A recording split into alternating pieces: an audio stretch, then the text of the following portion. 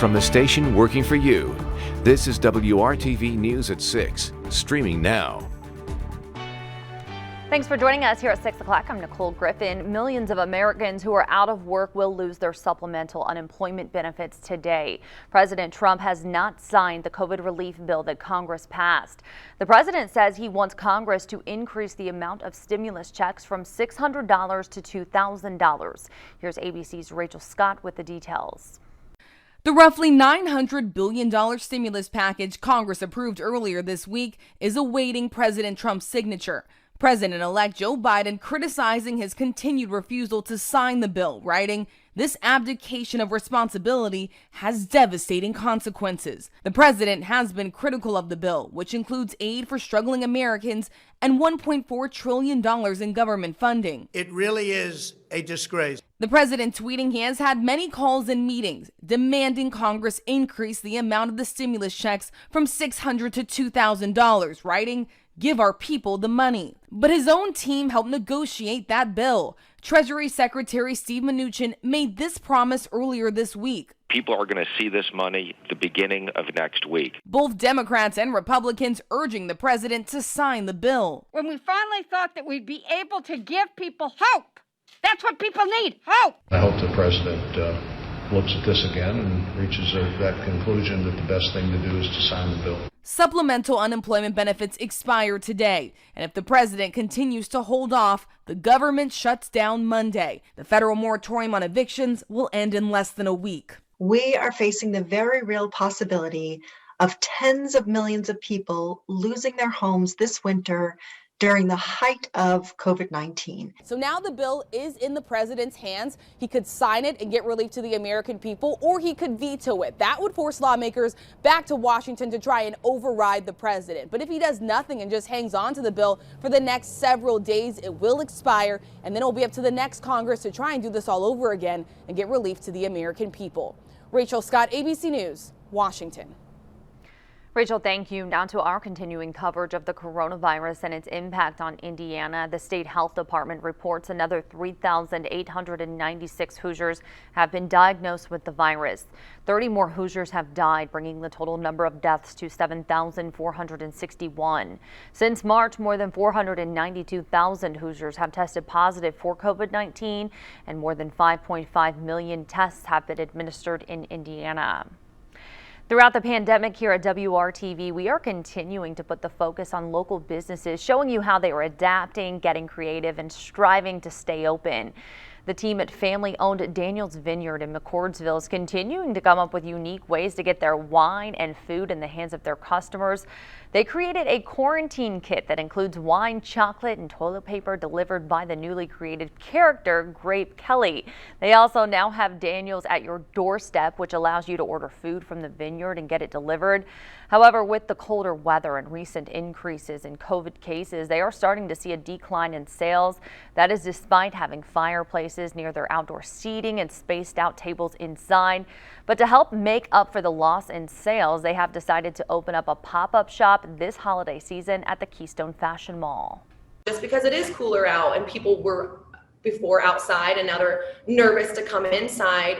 But the Keystone shops also just really helped kind of elevate the vineyard and maybe the drop in sales of the vineyard and having the holiday shop at the malls. And in light of the current, situation with COVID and everything, it's really about making the positive, come out and really supporting our community.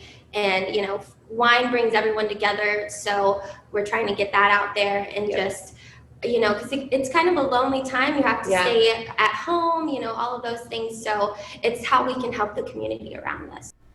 The pop-up shop is open through January 2nd for the quarantine kits, and Daniel's at your doorstep delivery is available for Marion, Hamilton, and Hancock counties. And there are many different ways that small businesses can pivot during the pandemic to still provide their services to the community. We spoke with the CEO of Black Girl Group, a freelance staffing agency that connects African-American freelancers to companies looking for more diverse talent. During the pandemic, the CEO, Stephanie Cottle, has put her focus on helping small businesses get creative in order to survive.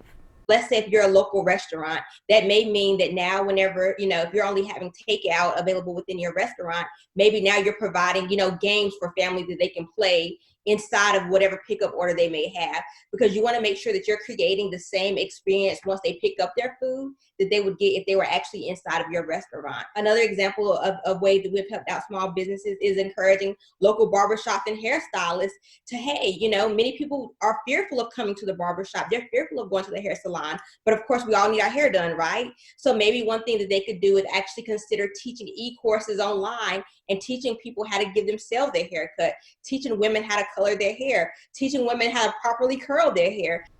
Well, Connell tells us it is important to think outside of the box, especially right now. She is available to help local businesses, primarily those owned by African-American women or those in underserved communities, to help them find ideas and ways to stay open.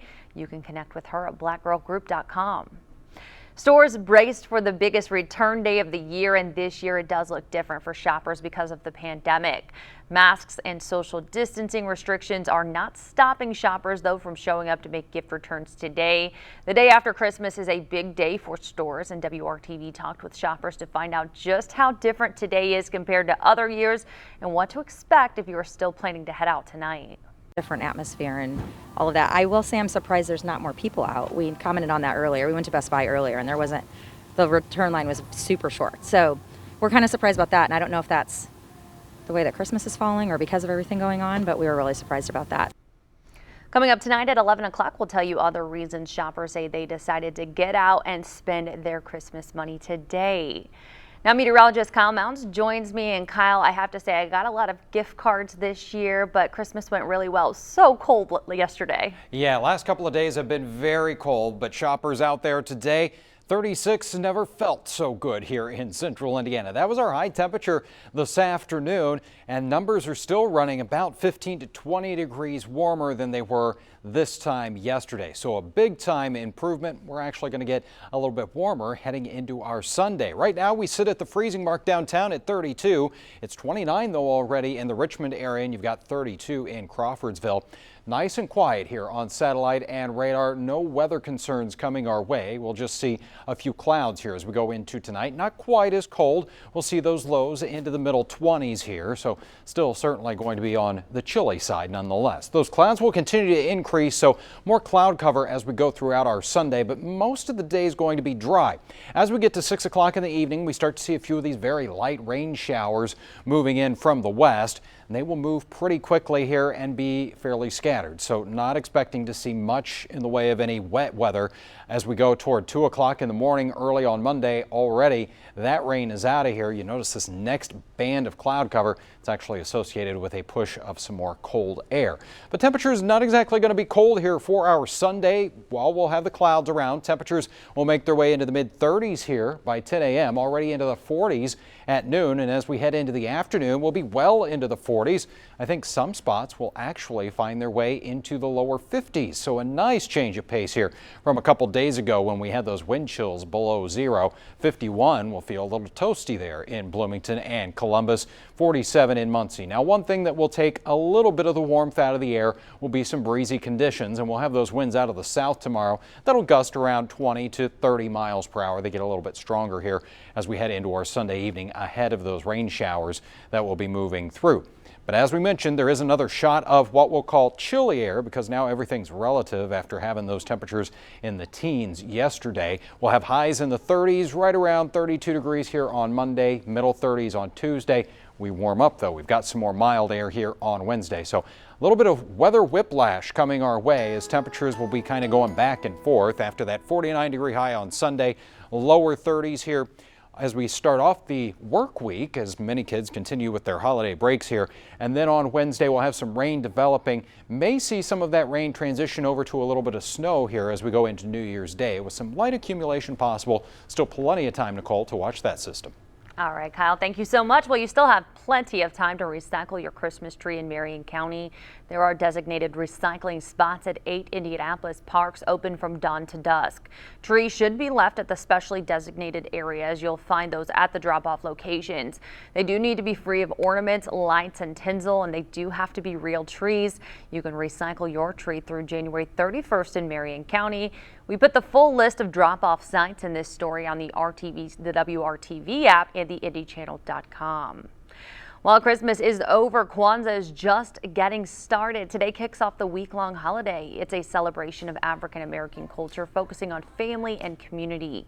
Each day of Kwanzaa is dedicated to 7 principles: unity, self-determination, collective responsibility, cooperative economics, purpose, creativity, and faith. Kwanzaa was created in 1966 by a Pan-African Studies professor at California State University. All right, Kyle, if people are heading out the door for dinner tonight, do they need that heavy coat or can they go with the lighter one? I would probably get that winter coat out of the closet. Still going to need that one, although not too bad tonight. And tomorrow will be around 50. All right, sounds good. Thank you so much, Kyle, and thank you for joining us. We'll see you tonight at 11. Have a great night.